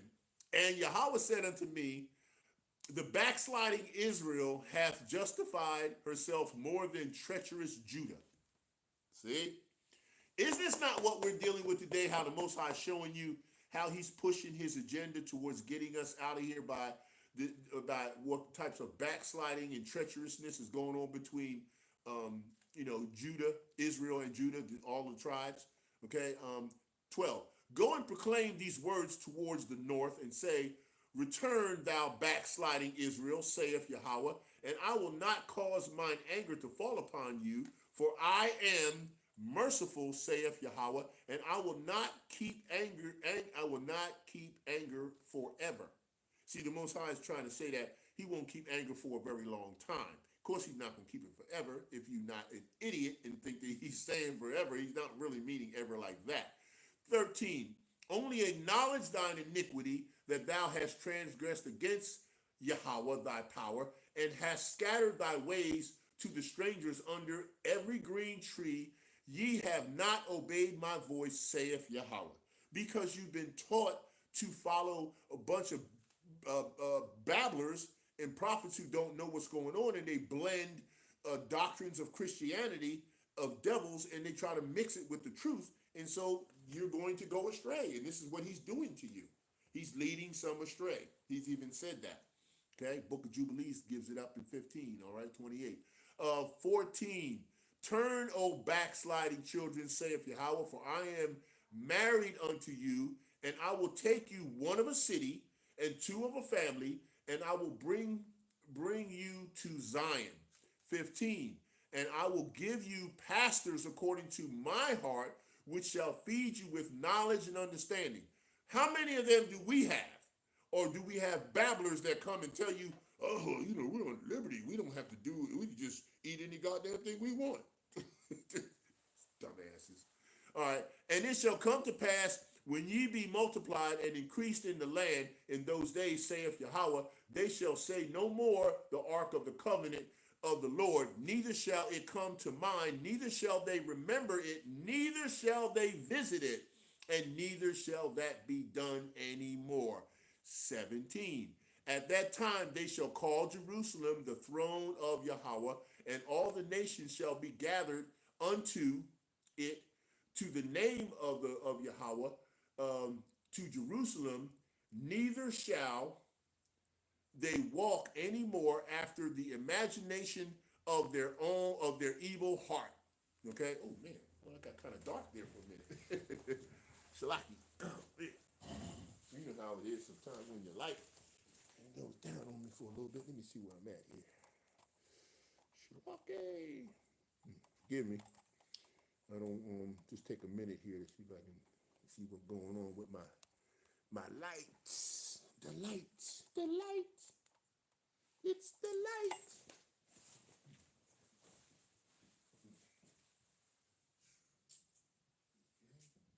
There we go. Got some more light there.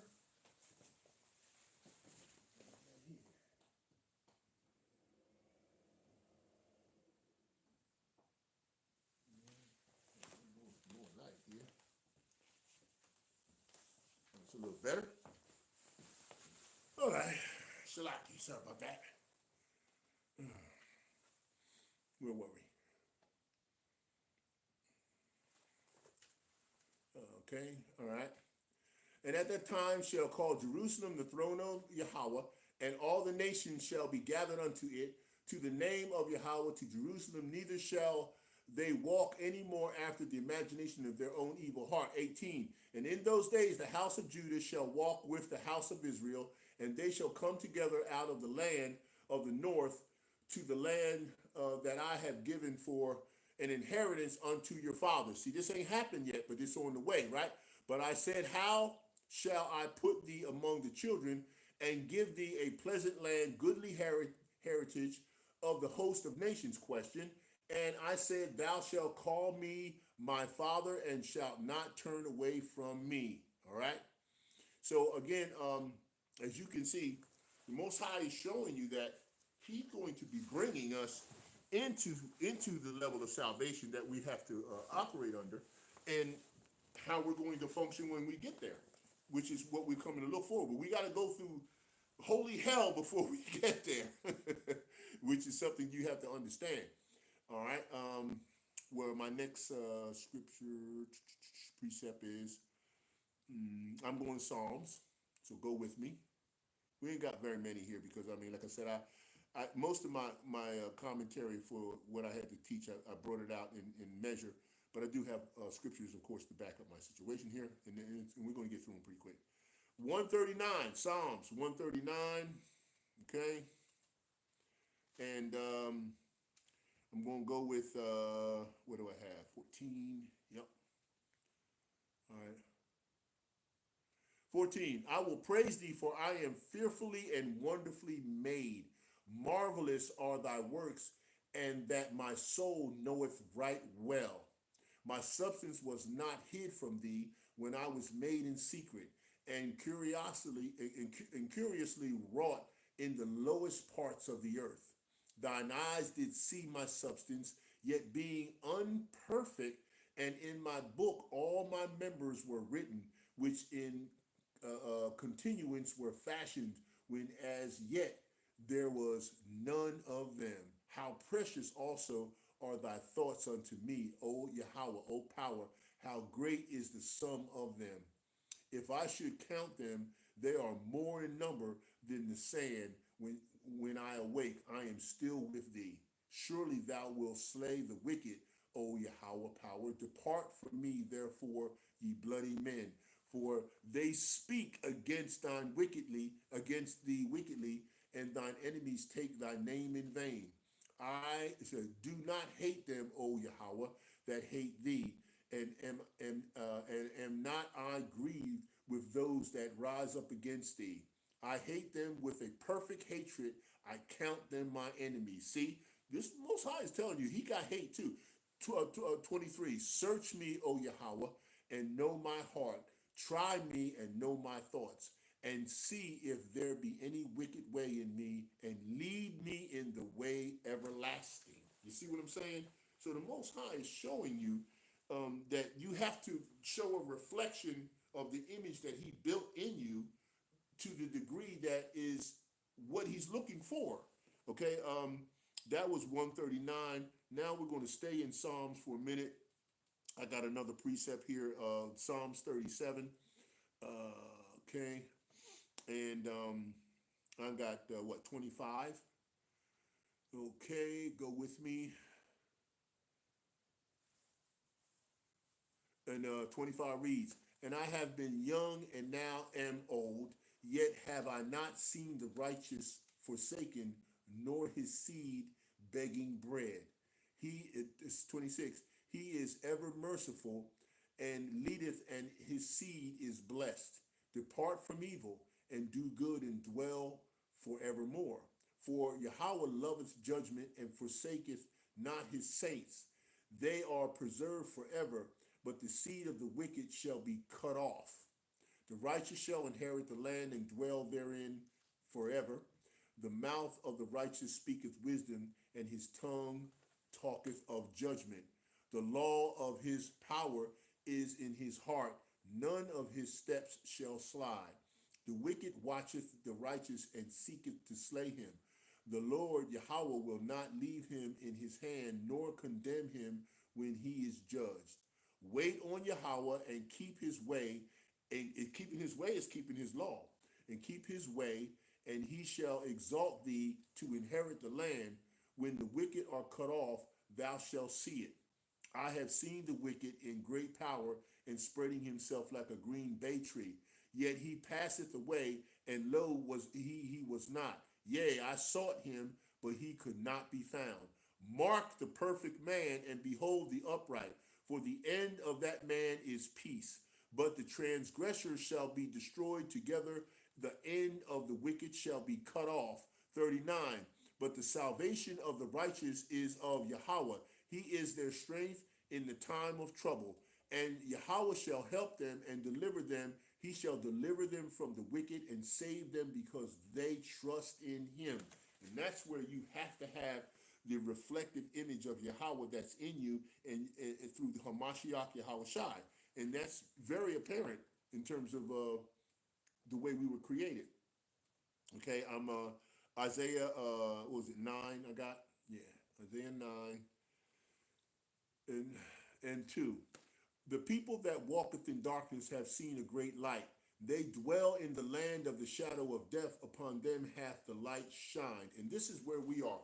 We're walking in the shadow of death here in this particular continent, in this country.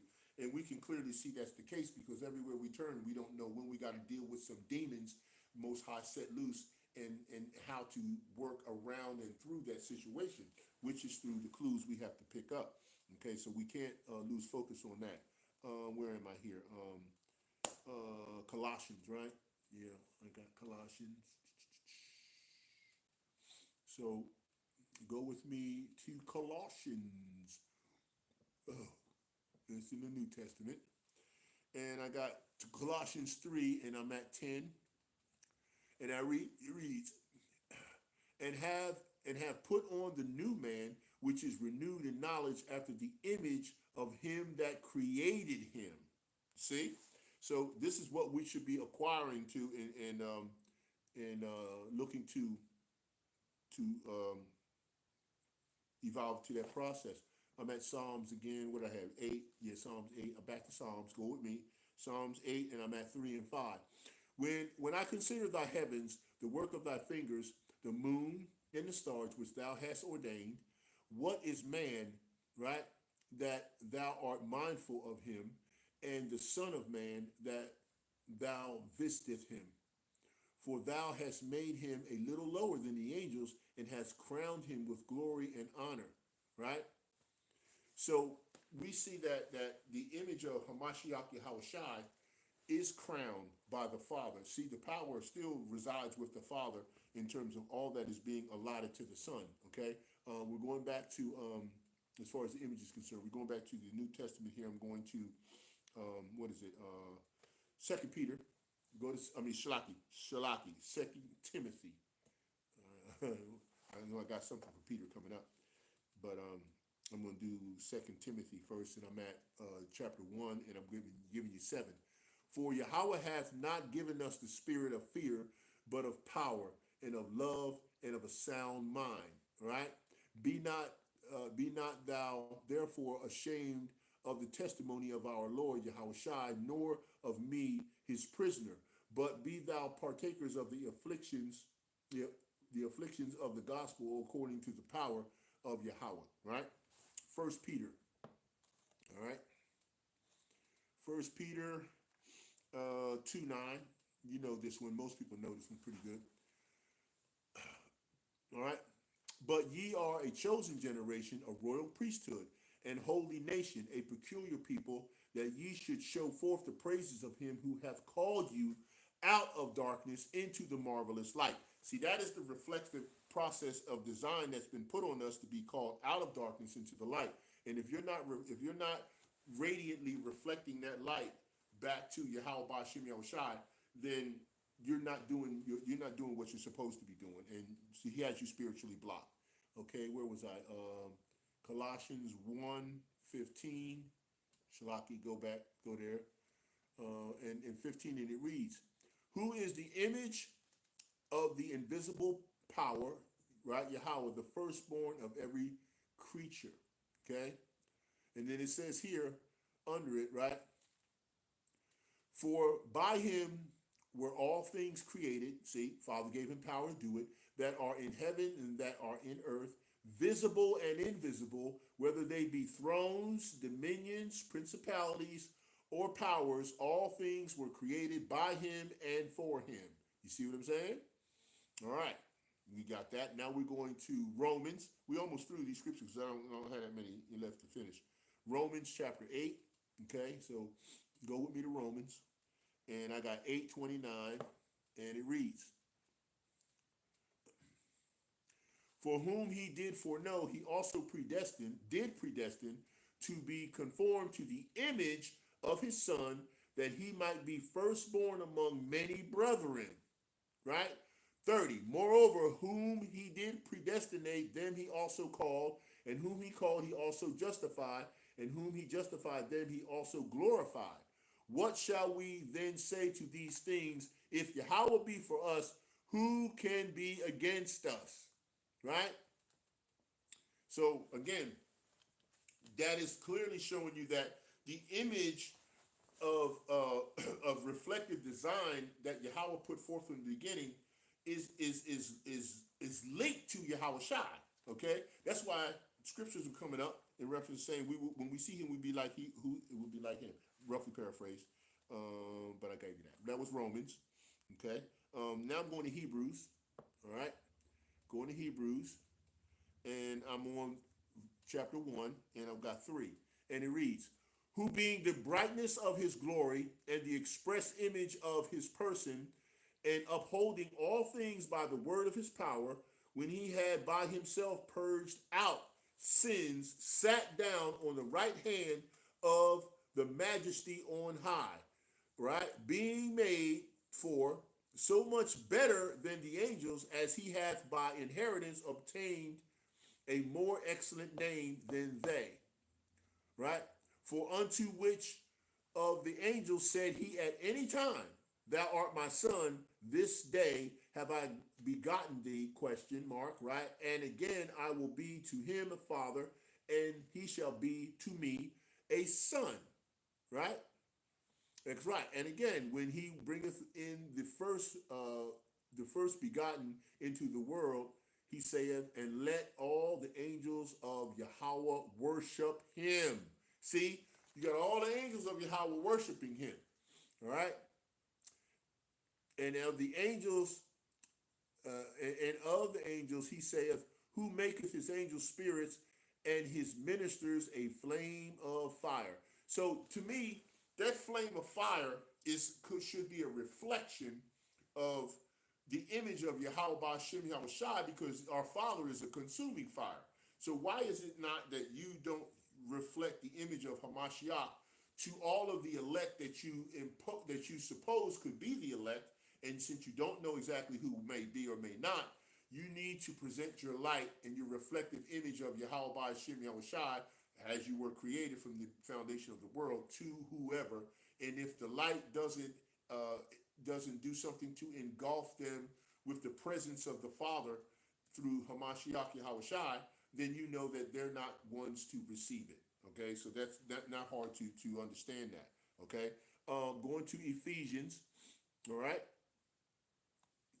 you notice that what I try to do is I try to give you the information and then give you a definition, or as I said before, my complaint and my explaint, and then the application. All right, this is how the Father told me to do it.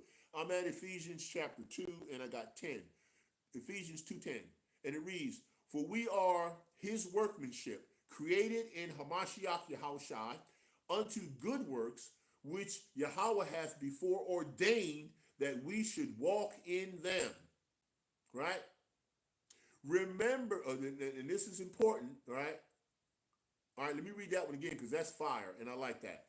10, "For we are his workmanship, created in Hamashiach Yahawashi, unto good works, which Yahweh, which power hath before ordained that we should walk in them." 11, "Wherefore remember that ye being in time past Gentiles." Why? Because you were scattered all over the world, and being scattered all over the world, you will pick up the attributes of the people that you were scattered among.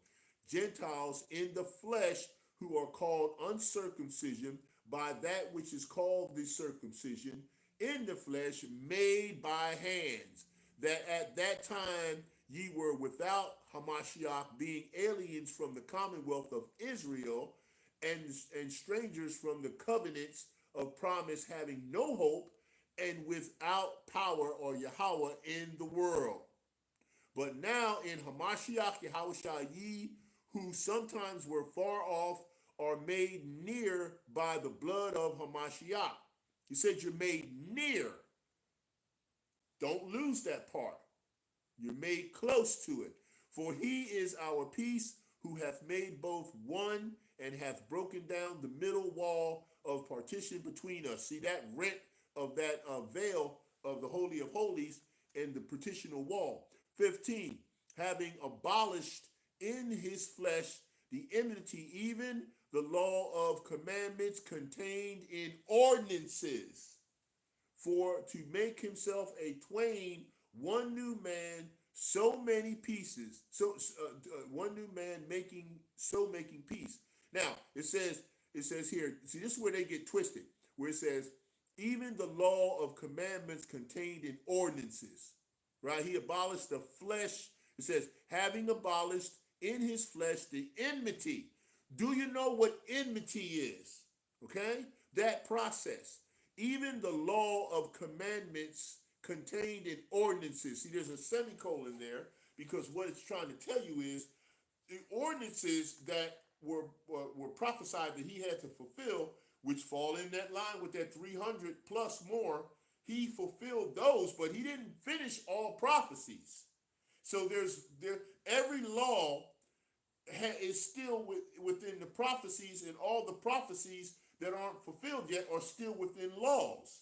So all laws aren't done away with because there's still prophetic things that have to be completed.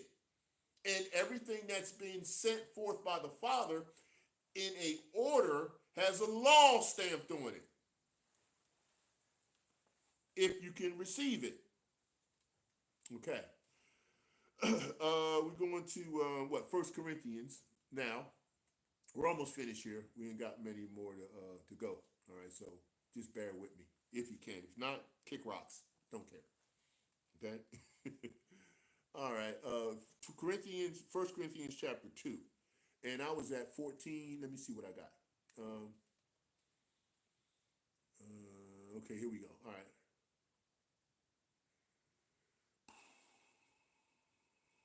Yeah, no, I'm gonna go up a little bit because I see quite a bit I need to do here.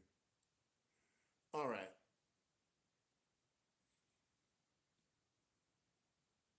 Let's do 7.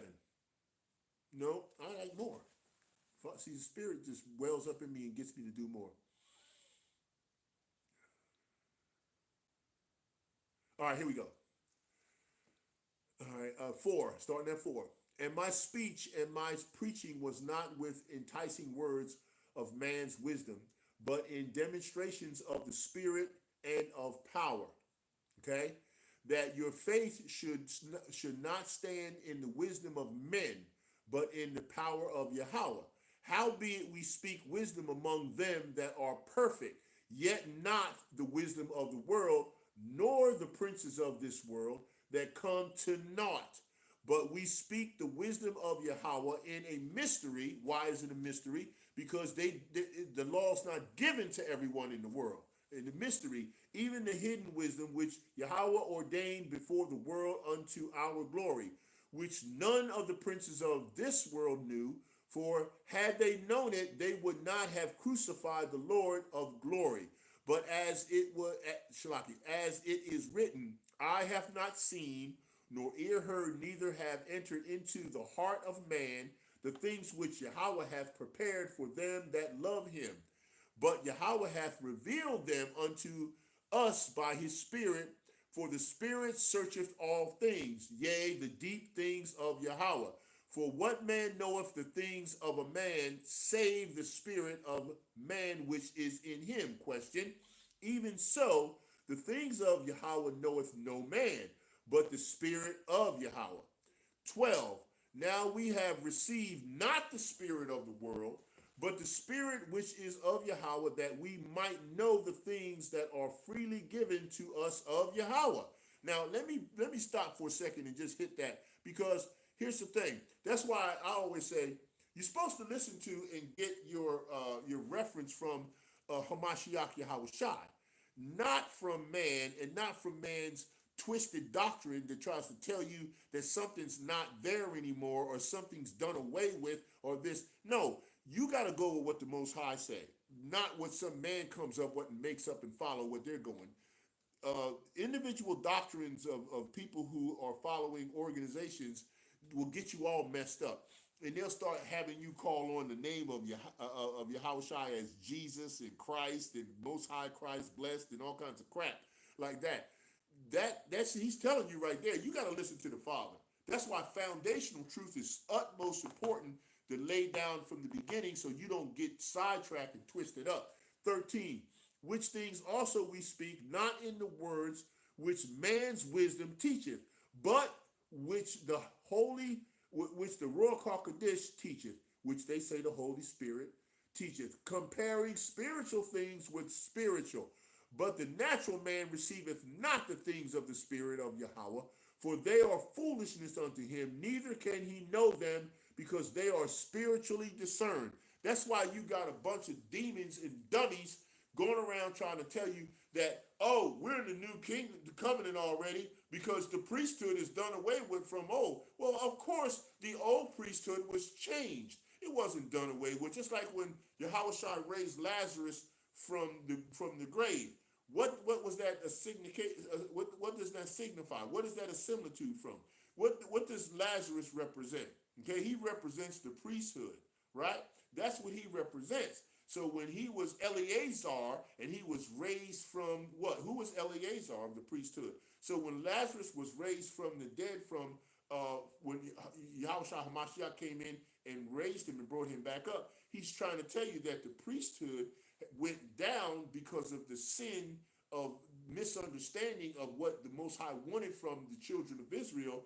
And in turn, when Yahawashi came on the scene, he resurrected the priesthood in that sense because he is now the high priest that sits on the right hand of the Father in heaven. That's why he was also in representation to Malach Kadak, Melchizedek, right? He was that individual as well. That's why it says who he is, having no father, no mother, having no beginning, no end. Who is the example of? That's Yahawashi. So he being a priest under the order of Melchizedek forever, which everyone goes into that order, and that's the order that we move into in the new covenant when we're actually in place. We'll all be under the priesthood of the order of Melchizedek. We'll all be those priest type when we get to that place. That's what it says in Scripture, if you can receive it. Okay, all right.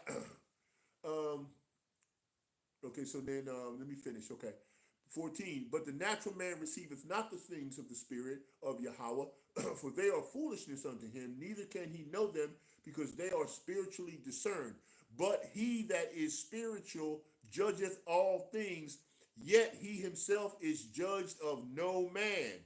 You have to be in the truth, not just seeing the truth in order to perform that. Okay? For who hath known the mind of Yahamashiach that he may instruct him? Question. But we have the mind of Hamashiach, and that's what you're supposed to have. I only got a few more scriptures here, and then we're going to be done. Okay? So we're almost there. Okay.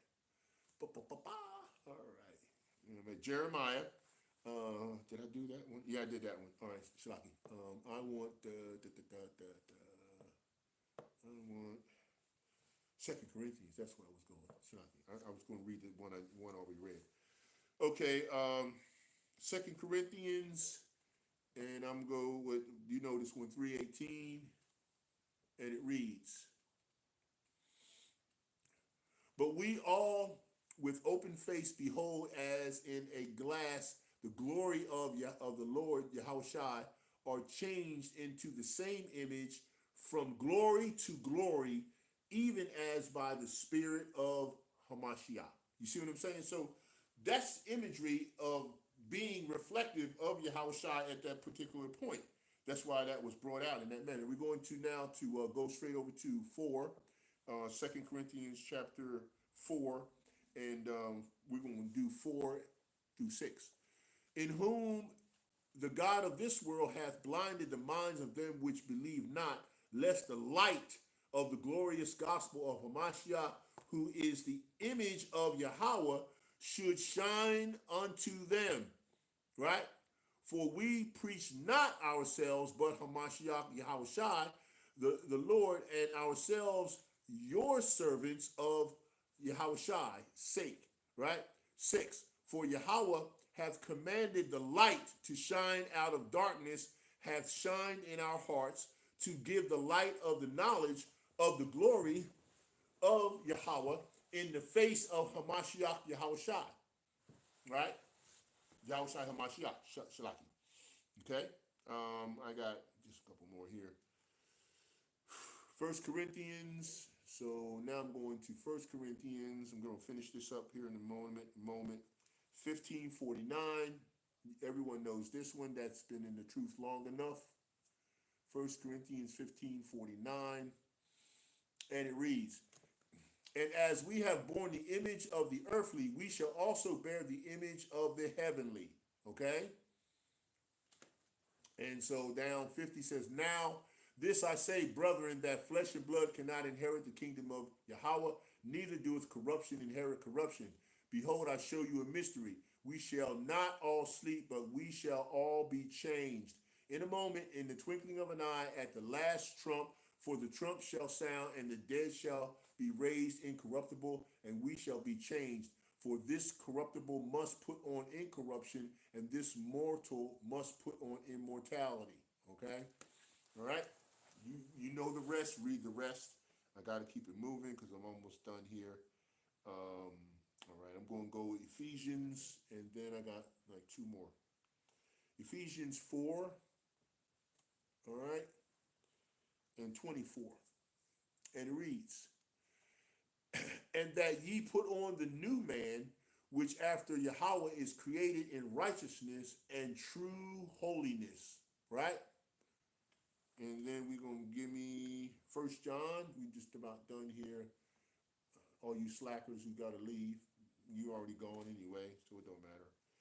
First John chapter 3 and 2, and it reads, behold, now are we the sons of Yahweh, and it doeth not yet appear what we shall be, but we know that when we shall appear, we shall be like him, for we shall see him as he is. So, and again, 3, and every man that hath his hope in him purifieth himself, even as he is pure. See, so the purification process is what we're looking forward to, the cleansing and the purification process to move forward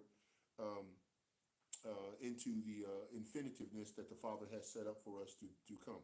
And this is the last one I have in Romans, and then we will be able to finish this out. And this is Romans chapter 12, and we all know this one as well.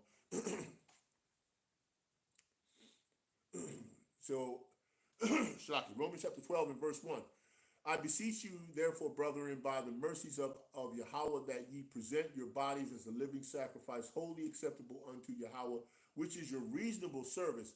2, and be not conformed to this world, but be ye transformed by the renewing of your mind, that ye may prove what is that good and acceptable and perfect will of Yahweh. Kohlo Yahawashi, Yahawashi, Bahasham, Rukawadash, Wada Yahawah, Wada Yahawah, Vashim, Yahawashi, Barakatha Yahawah, for your mercy all the time. Kolo Yahawah, Bashim Yahawashi, Babakasha Yahawah, for reply every time. Kolo Yahawah, Bashim Yahawashi.